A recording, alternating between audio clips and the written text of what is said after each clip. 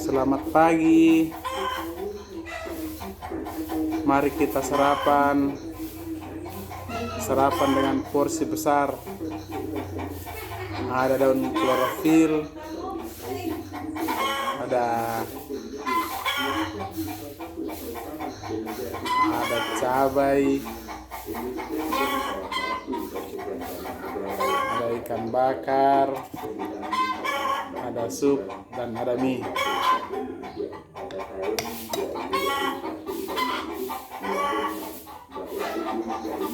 Yang berminat disilahkan merapat.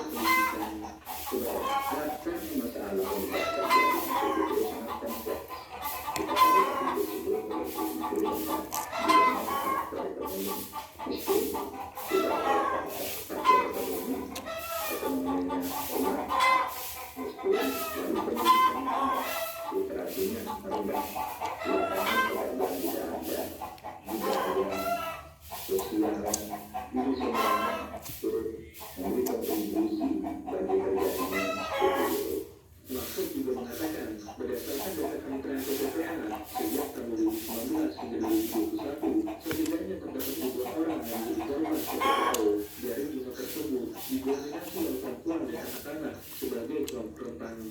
Kasus PPPO umumnya menyasar tadi, Bu Menteri, menyasar kelompok rentan seperti perempuan. Berdasar data yang dihimpun oleh kantor Ibu Menteri Kementerian PPA yang disampaikan kepada kita semua, sejak tahun 2019 sampai tahun 2021 terdapat 1.331 korban PPPO dan 1.291 atau sebesar 97% adalah perempuan dan anak. 97% perempuan dan anak-anak itu korban yang paling rentan. Oleh karena itu, Mahfud berharap seluruh pihak dapat ikut serta dalam penegakan hukum yang menyangkut kasus tindak pidana perdagangan orang. Dari Jakarta, Jakarta, Pro 3. Berikut kami hadirkan tanggapan masyarakat menyoroti tentang masih meningkatnya kasus tindak pidana perdagangan orang atau PPPO.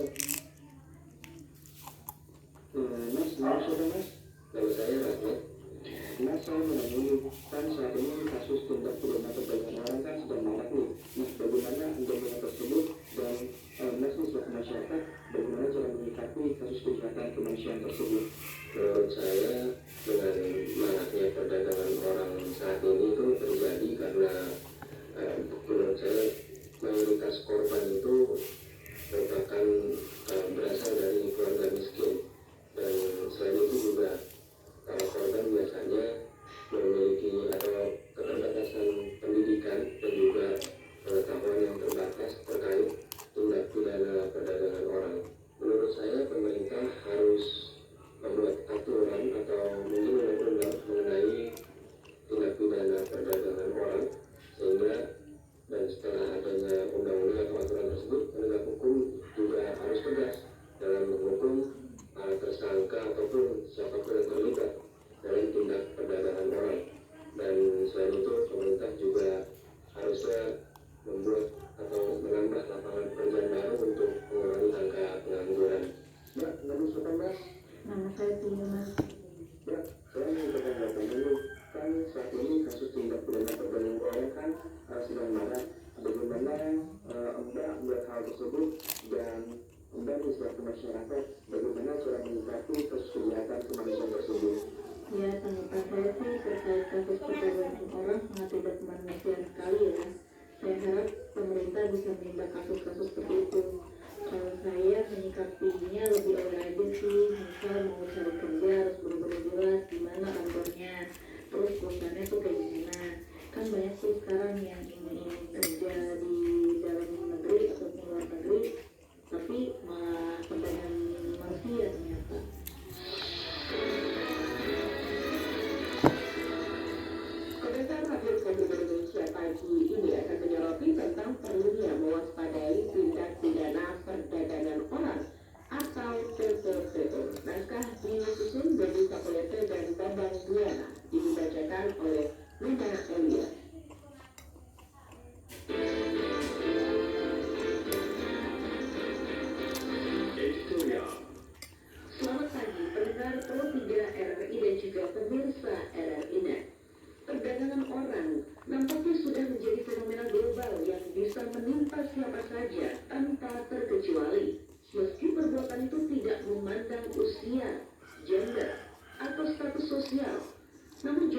perempuan dan anak-anak korban tindak pidana perdagangan orang atau TPPO terus meningkat.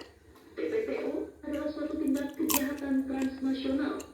Oleh karenanya, proses pembuktian dan unsur-unsurnya pun sangat kompleks. Di banyak negara, perdagangan orang telah dikualifikasi sebagai kejahatan terhadap kemanusiaan karena korbannya adalah manusia. Memang, meski ada aspek ekonominya, tetapi komoditasnya adalah manusia. Ini membedakan TPPO. Lalu bagaimana dengan Indonesia? Berdasarkan data dari International Organization for Migration (IOM) Indonesia, sepanjang 2017 hingga 2020, kasus TPPO di Indonesia cenderung naik. Meski terjadi penurunan di tahun 2021 lalu, menariknya TPPO tidak hanya terjadi lintas negara,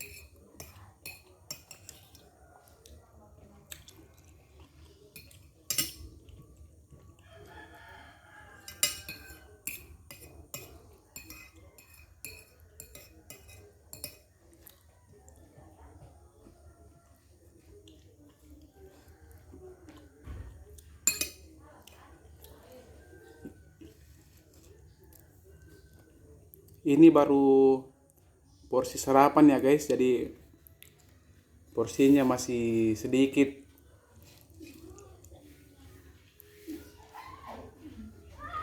Terima kasih dan sampai jumpa di sesi berikutnya ya guys. Selamat pagi.